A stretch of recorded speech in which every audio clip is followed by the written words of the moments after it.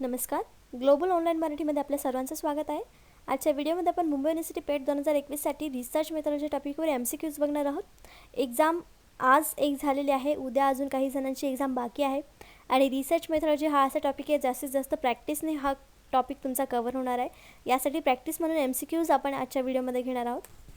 तसेच रिसर्च मेथॉडॉलॉजी हा टॉपिक खूप महत्त्वाचा आहे पेट एक्झामसाठी, म्हणून आम्ही या टॉपिकवरती टेस्ट सिरीज अवेलेबल केली आहे. या टेस्ट सिरीजमध्ये तुम्हाला 10 टोटल टेस्ट मिळणार आहेत. ज्या टेस्टमध्ये प्रत्येक टेस्टमध्ये 40 क्वेश्चन्स असणार आहेत. शिवाय तुम्हाला याच्यावरती मराठी आणि इंग्लिश दोन्ही लँग्वेजमध्ये नोट्स प्रोव्हाइड केल्या जाणार आहेत रिसर्च मेथॉडॉलॉजी टॉपिकवरती. या टेस्ट सिरीजची खास मदत तुम्हाला आत्ता होऊ शकते. उद्या काही जणांची एक्झाम बाकी आहे त्यांच्यासाठी हे होऊ शकते, कारण या नोट्स 1 ते 2 तासामध्ये तुम्ही रीड करू शकता आणि एक्झामला बसलात तर हे टॉपिक किंवा हे कन्सेप्ट जे क्लिअर तुमच्या नोट्स थ्रू होतील त्याच्यावरचा एकही क्वेश्चन तुमच्याकडून राहणार नाही. म्हणून या नोट्स तुम्हाला त्यासाठी उपयोगी होतील. त्यासाठी ही टेस्ट सिरीज तुम्ही जॉईन करा आणि हे जे क्वेश्चन्स तुमचे प्रॅक्टिस होणार आहेत, जितकी जास्त प्रॅक्टिस होईल तेवढा जास्त सराव झाल्यामुळे या टॉपिकवरचे सगळे क्वेश्चन्स तुम्हाला कव्हर करता येतील. ही टेस्ट सिरीज जॉईन करण्यासाठी फक्त दिलेल्या व्हॉट्सअप नंबरवरती मेसेज करायचा आहे, ज्याची फीस फक्त 499 रुपये आहे. या नोट्स तुमच्याकडे कायमच्या होतील आणि हा टॉपिक तुमचा पक्का होऊन जाईल. यासाठी आजच ही टेस्ट सिरीज जॉईन करा. सुरू करूया आजचा पहिला प्रश्न. अ वर्किंग हायपोथेसिस इज एक कार्यरत गृहीतक आहे. कसं आहे आपले ऑप्शन्स बघूया. A proven hypothesis for an argument म्हणजे युक्तिवादासाठी सिद्ध केलेली गृहीतक आहे. एक गृहीतक म्हणजे not required to be tested, चाचणी करणे आवश्यक नाही. A provisionally accepted hypothesis for further research, पुढील संशोधनासाठी तात्पुरते स्वीकारलेले गृहीतक आहे. किंवा नन ऑफ दिस अबो किंवा नन ऑफ दिस यापैकी काही नाही. त्याचं करेक्ट ऑप्शन काय असेल. पहिलं ऑप्शन तर नसणार आहे, युक्तिवाद सिद्ध करण्यासाठी आहे असं आपण म्हणू शकता नाही. त्याच्यानंतर not required to be tested असणं हायपोथेसिस गरजेचं आहे. आपण हायपोथेसिस मांडतोच ते चाचणी करण्यासाठी किंवा हायपोथेसिस चाचणी करतो आपण. आणि सी आहे a provisionally accepted hypothesis for a further research म्हणजे पुढील संशोधनासाठी तात्पुरतं स्वीकारलेले गृहीतक आहे. हे याचं ऑप्शन करेक्ट असू शकतं. वर्किंग हायपोथेसिस म्हणजे काय आहे, ते पुढच्या संशोधनासाठी तात्पुरतं स्वीकारलेलं गृहीतक आहे असं आपण म्हणू शकतो. म्हणजे त्याचं करेक्ट ऑप्शन सी असणार आहे. पुढचा प्रश्न बघूया. The most important factor in determining the size of sample is म्हणजे नमुन्याचे आकार निश्चित करण्याचा सर्वात महत्त्वाचा घटक काय आहे. आपले ऑप्शन्स आहेत. द अवेलेबिलिटी ऑफ रिसोर्सेस संशोधनाची उपलब्धता, पर्पज ऑफ द सर्वे सर्वेक्षणाचा हेतू, हेट्रोजेनिटी ऑफ पॉप्युलेशन लोकसंख्येची विशिष्टता, नन ऑफ दिस यापैकी काही नाही. त्याचं करेक्ट ऑप्शन काय असेल एक एक बघूया आपण. The availability of resources available असतील त्याच्यावरून आपण घटक ठरवायचं किंवा आकार निश्चित करायचं हे एवढं जास्त जुळत नाही आहे. बाकीचे ऑप्शन्स बघूया.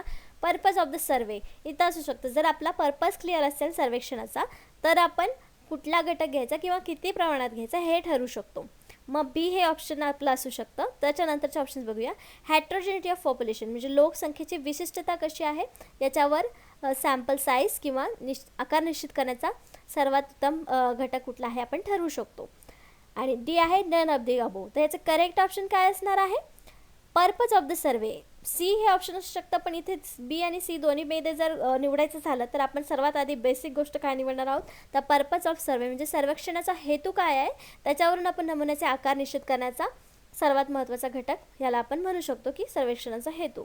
म्हणजे करेक्ट ऑप्शन काय येणार आहे बी येणार. पुढचा प्रश्न बघूया. Frequency data is called as frequency data म्हणून म्हणतात. कशाला म्हणतात तर आपले ऑप्शन्स आहेत. रेशिओ स्केल प्रमाण स्केल, ऑर्डिनल स्केल सामान्य स्केल, नॉमिनल म्हणजे नाममात्र, इंटरव्हल स्केल म्हणजे मध्यांतर स्केल. तर फ्रिक्वेन्सी डेटाला आपल्या ऑप्शन्समध्येच दिसतं की प्रमाण स्केल म्हणजे रेशिओ स्केल जे आहे त्याला आपण रेशिओ स्केल म्हणू शकतो फ्रिक्वेन्सी डेटाला. म्हणून करेक्ट ऑप्शन आपलं ए असणार आहे. पुढचा प्रश्न बघूया. रिसर्च हायपोथेसिस आर म्हणजे संशोधन गृहीतक आहेत. कशी आहेत किंवा काय आहेत. ऑप्शन्स बघूया. Formulated prior to the review of literature साहित्याचा आढावा घेण्यापूर्वी तयार केलेले. त्याच्यानंतर statement of predicted relationship between variables दरम्यान अंदाजित संबंधाची विधाने. Stated such that they can be confirm or refuted असे निश्चित केले की त्यांनी पुष्टी किंवा खंडन केले जाऊ शकते. त्याच आणि डी आहे बी आणि सी दोन्ही ऑप्शन. त्याचं करेक्ट ऑप्शन असणार आहे डी, बी आणि सी दोन्हीही ऑप्शन, कारण त्याच्यामध्ये व्हेरिएबल्स दरम्यानचे काय संबंध आहेत त्याबद्दल विधान केलेलं असतं गृहीतकामध्ये. त्याच्यानंतर ते कन्फर्म करायचं किंवा रिपीट करायचं हे आपण ठरवू शकतो. म्हणून बी आणि सी ह्याचं करेक्ट ऑप्शन डी आहे. बी आणि सी दोन्ही ह्याचं करेक्ट ऑप्शन आहेत. पुढचा प्रश्न. For primary data collection. Several methods are usually consider such as, म्हणजे प्राथमिक डेटा संकलनासाठी बऱ्याच पद्धतींचा सहसा विचार केला जातो. कोणते आपले ऑप्शन्स बघूयात. ऑब्झर्वेशन, सर्वे अँड एक्सपेरिमेंटल, निरीक्षण, सर्वेक्षण आणि प्रायोगिक. त्याच्यानंतर स्ट्रक्चर्ड, अनस्ट्रक्चर्ड, डायरेक्ट, इनडायरेक्ट, प्रत्यक्ष, अप्रत्यक्ष, नन ऑफ द अबोव, वरीलपैकी काहीही नाही. त्याच्यामध्ये सरळ आणि सोप्या भाषेमध्ये आपल्याला माहिती आहे की प्राथमिक डेटा संकलन म्हणजे काय, जिथं व्यक्ती स्वतः प्रेझेंट असतो असं संकलन म्हणजे प्राथमिक डेटा संकलन म्हणतात. म्हणजे याचं करेक्ट ऑप्शन काय असणार आहे, बी, ज्याच्यामध्ये आपण स्वतः असतो. ऑब्झर्वेशन, सर्वे आणि एक्सपेरिमेंट करण्यासाठी असतो, म्हणून हा प्राथमिक डेटा हे आपण म्हणू शकतो. या पद्धती ज्या आहेत त्या प्राथमिक डेटा संकलनासाठी वापरल्या जातात. Correct option A. पुढचा प्रश्न, रिव्हिविंग द लिटरेचर कॅन बी, म्हणजे साहित्याचा आढावा घेता येतो किंवा घेणे म्हणजे काय आहे बघूया. आपले ऑप्शन्स बघूयात. Bring clarity and focus to your research problem, म्हणजे आपल्या संशोधन समस्येवर स्पष्टता आणि लक्ष देण्यासाठी उपयोग येतं किंवा दिलं जातं. त्यामुळे इम्प्रूव्ह युअर मेथडॉलॉजी, म्हणजे तुमची कार्यपद्धती सुधारित करा किंवा सुधारित केली जाते साहित्याच्या आढाव्यामुळे. कन्सेप्च्युलाइज युअर फाइंडिंग्स, म्हणजे आपले निष्कर्ष संदर्भित करतो आपण किंवा साहित्यामुळे करायला मदत होते. आणि D, all of the above. तर ह्यावरचे तिन्ही ऑप्शन वाचल्यानंतर आपला कुठला ऑप्शन करेक्ट असू शकतं, D, all of the above, वरील सर्व. कारण आपल्याला रिव्ह्यू ऑफ लिटरेचरमुळे या तिन्ही ज्या गोष्टी आहेत त्या करण्यासाठी मदत मिळते किंवा त्या गोष्टी करता येतात, म्हणून याचं करेक्ट ऑप्शन डी आहे. पुढचा प्रश्न बघूया. Applied research is a type of research that, उपयोजित संशोधन हा संशोधनाचा प्रकार आहे ज्याच्यामध्ये काय असतं. आपले ऑप्शन्स बघूयात. Is made for performing the basic or pure research, it's a theoretical research, मूलभूत किंवा शुद्ध संशोधन करण्यासाठी बनवलेलं आहे, हे एक सैद्धांतिक संशोधन आहे. It's intended for finding some solutions to the problem considered, विचारात घेतलेल्या समस्येवर तोडगा काढण्यासाठी हेतू आहे.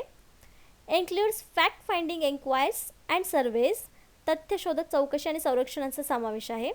uses available information as the base to make the future critical evaluation, पुढील महत्त्वपूर्ण मूल्यांकन करण्यासाठी पाया म्हणून उपलब्ध माहिती करते.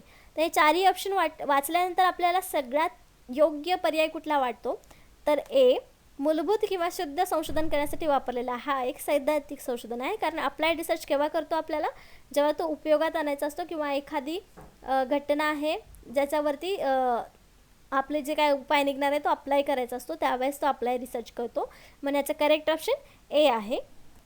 पुढचा प्रश्न बघूया. रिसर्च प्लॅन, एक संशोधन योजना कशी असते किंवा काय असलं पाहिजे, त्याच्यामध्ये आपले ऑप्शन्स आहेत. शुड बी डिटेल, सविस्तर असावे. Should be given to the others for review and comments, म्हणजे पुनरावलोकन आणि टिप्पण्यासाठी इतरांना दिले जावे. Sets out the rational for research study, म्हणजे संशोधनाच्या अभ्यासासाठी तर्क सेट करता आले पाहिजे त्या संशोधन योजनेवरून. आणि D, all of the above. तर करेक्ट ऑप्शन काय असणार आपला, D, all of the above. वरील ज्या काही तिन्ही गोष्टी आहेत त्या संशोधन योजनेने किंवा रिसर्च प्लॅननी आपल्याला समजते किंवा समोरच्या व्यक्तीला देखील समजण्यास मदत होते, म्हणून आपला करेक्ट ऑप्शन डी आहे. पुढचा प्रश्न बघूया. The process of drawing a sample from population is known as, लोकसंख्येकडून नमुना काढण्याची प्रक्रिया आहे म्हणून याला ओळखली जाते. काय आहे ही प्रक्रिया, सॅम्पलिंग म्हणजे नमुना, सेन्सस म्हणजे जनगणना, सर्वे रिसर्च म्हणजे सर्वे संशोधन, नन ऑफ द अबोव, वरीलपैकी काही नाही. असा विचार केला तर आपल्याला कन्फ्युजन होईल की नेमकं याच्यातलं काय उत्तर द्यावं, पण सिम्पल क्वेश्चन आहे. Sampling, the process of drawing a sample from population is known as sampling, सॅम्पलिंगची व्याख्या आहे असं म्हणू शकतो आपण, म्हणून याचा करेक्ट ऑप्शन ए आहे, सॅम्पलिंग. पुढचा प्रश्न. The ultimate objective of any research is to seek, कोणत्याही संशोधनाचा अंतिम हेतू शोधणे आहे. काय शोधणे आहे, ऑप्शन्स आपले बघूया. डेव्हलपमेंट ऑफ मॉडेल, म्हणजे मॉडेलचा जो विकास, जो काही आपण मॉडेल विकसित करणार आहे त्याचा विकास हा हेतू आहे. Development of formulae to solve the problem, म्हणजे समस्येचे निराकरण करण्यासाठीच्या सूत्रांचा विकास. बेटरमेंट ऑफ ह्युमन काइंड, मानवी प्रकारची बेटरमेंट म्हणजे मानवी विकास असं म्हणू शकतो. नन ऑफ द अबोव, वरीलपैकी काही नाही. त्याच्यामध्ये सर्वात योग्य ऑप्शन काय आहे, B, development of formulae to solve the problems, मानवी विकास करायचा म्हणजेच काय, मानवाचे प्रॉब्लेम्स सॉल्व करायचे, म्हणजे करेक्ट ऑप्शन बी आहे. समस्येचे निराकरण करण्यासाठी सूत्रांचा विकास करणे हा अंतिम हेतू असू शकतो. The ultimate objective of any research is to seek development of formulae to solve the problems, असं त्याचं फुल सेंटेन्स किंवा स्टेटमेंट होऊ शकतं, म्हणजे करेक्ट ऑप्शन बी आहे. ज्याप्रमाणे आम्ही रिसर्च मेथडॉलॉजी टॉपिकवरती प्रॅक्टिस क्वेश्चन्स आणि टेस्ट सिरीज अवेलेबल केली होती, तसेच महाराष्ट्र सेट 2021ची प्रिपरेशन करणाऱ्या स्टुडंटसाठी देखील आम्ही पेपर 1साठी टेस्ट सिरीज अवेलेबल केली आहे. ज्या टेस्ट सिरीजमध्ये तुम्हाला फुल सिलेबस नोट्स पेपर 1साठी मराठीमध्ये अवेलेबल आहेत, ज्या नोट्स तुम्हाला खूप उपयोगी होणार आहेत येणाऱ्या सेट एक्झामसाठी. टेस्ट सिरीजमध्ये टोटल 60 टेस्ट तुम्हाला प्रॅक्टिससाठी मिळणार आहेत, ज्यामध्ये पर युनिटवर 2 टेस्ट अशा 20 टेस्ट, मागील वर्षांच्या प्रश्नांचे 10 टेस्ट आणि फुल सिलेबस टेस्ट 30 अशा टोटल 60 टेस्ट तुम्हाला सरावासाठी मिळणार आहे. सगळ्यात जास्त एक्झाममध्ये काय महत्त्वाचं असतं तर सराव. त्या सरावामध्ये ही टेस्ट सिरीज तुम्हाला मदत करणार आहे. येत्या जूनमध्ये ही एक्झाम होऊ शकते अशी अपेक्षा आहे, म्हणून जूनपर्यंत आपला अभ्यास आणि जास्तीत जास्त सराव हवा यासाठी ही टेस्ट सिरीज तुम्हाला मदत करणार आहे. ही टेस्ट सिरीज जॉईन करण्यासाठी फक्त दिलेल्या व्हॉट्सअप नंबरला मेसेज करायचा आहे, ज्याची फीस आहे 1499. व्हॉट्सअपवर जे तुमचा ग्रुप असेल, जो पेड ग्रुप असेल, त्याची ही फीस असणार आहे 1499 रुपये. याशिवाय तुम्ही प्ले स्टोअरवरून ग्लोबल ऑनलाईन युनिव्हर्सिटी नावाचं अँड्रॉइड ॲप्लिकेशन डाउनलोड करू शकता. त्यावर तुम्ही महाराष्ट्र साईट सिलेक्ट केल्यानंतर आणि टेस्ट सिरीज सबस्क्राईब केल्यावर ती तुम्हाला 999 रुपयाला मिळणार आहे, ज्यामध्ये ह्या नोट्स आणि टेस्ट तुम्हाला मिळतील. अभ्यास जास्तीत जास्त जोरात व्हायला हवा यासाठी ही टेस्ट सिरीज तुम्हाला पुश करेल आणि मदत करेल, म्हणून लवकरात लवकर ही टेस्ट सिरीज जॉईन करा. आजच जॉईन करा, जेणेकरून येणाऱ्या एक्झामपर्यंत जास्तीत जास्त तुमचा सराव होईल. धन्यवाद.